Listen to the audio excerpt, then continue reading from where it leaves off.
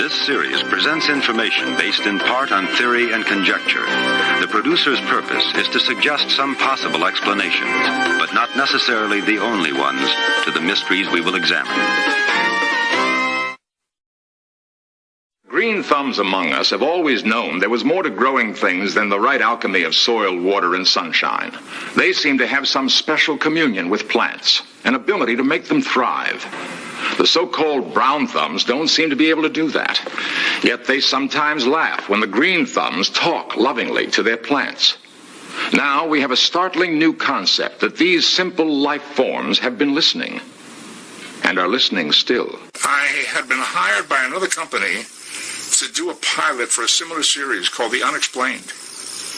And they had me under exclusive contract for a period of time during which they had the opportunity to sell that series off the pilot that we had done. It was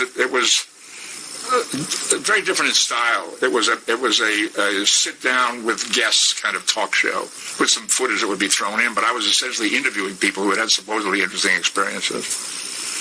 I interviewed a young guy who claimed to have been abducted on a spaceship, by aliens, and had one of those experiences. So I did the pilot, and then during the selling period, my agent called me and said, we're getting calls from this other company that has a series called In Search Of, and they want you. But I've told them that they can't have you for a while at least because you're tied up with this unexplained contract. However, he said they know what the due date is that their selling period expires, and they lose their option on you after a certain date. And sure enough, the day after they didn't sell the show, and the day after the option ran out, bang, they called and hired me to do In Search Of.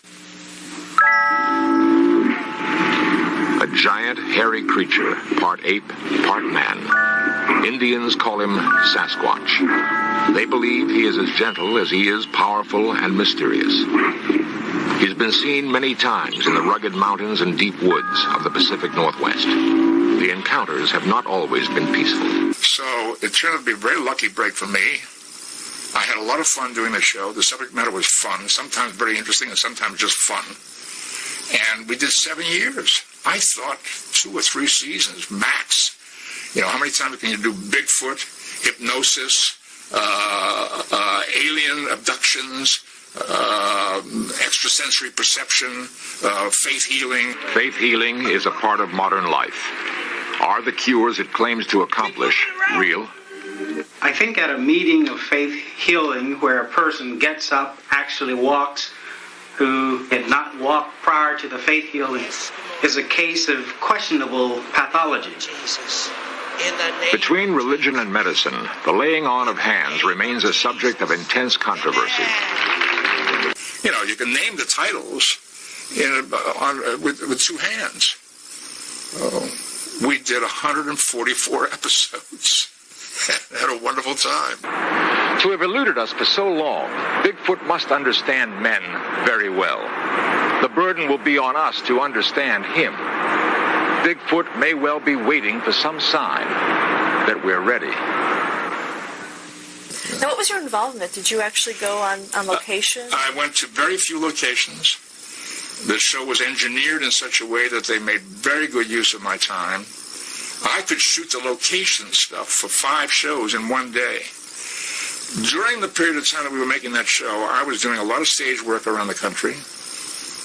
One period of time, I was 6 months on Broadway in a production of Equus that I was starring in.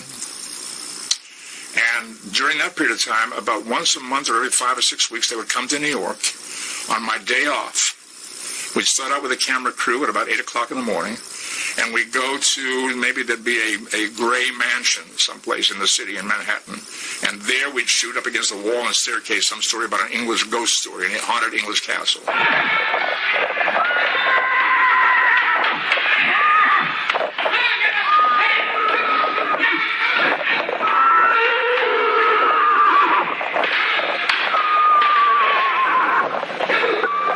The strange part of Wolverton Manor's ghostly carriage is that it has never been known to return down the stairs.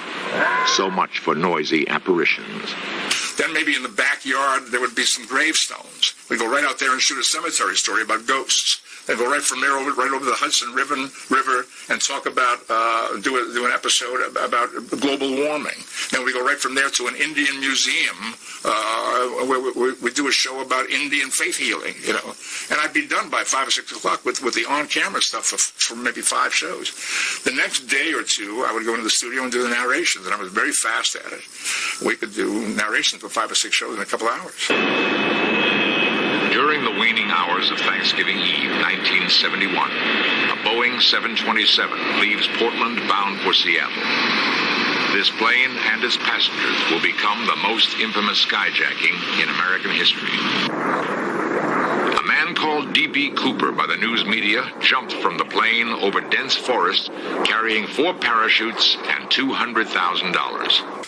Were you personally interested in... Some of the subject matter I was very interested in. Some of it, what I call the sticks and bones shows, didn't interest me. I'm not an archaeologist. I'm not interested in the stuff that comes out of these digs. It doesn't mean a lot to me. Some people get very excited about it. It doesn't mean a lot to me. But I was very interested in extrasensory perception. I was very interested in hypnosis. I was very interested in supernatural phenomena, metaphysical stuff. I was curious about it. And occasionally we did biography kind of stories that fascinated me. And I directed occasionally and had a good time. Lost civilizations, extraterrestrials, myths and monsters, missing persons, magic and witchcraft, unexplained phenomena. In search of cameras are traveling the world, seeking out these great mysteries. This program was the result of the work of scientists, researchers, and a group of highly skilled technicians.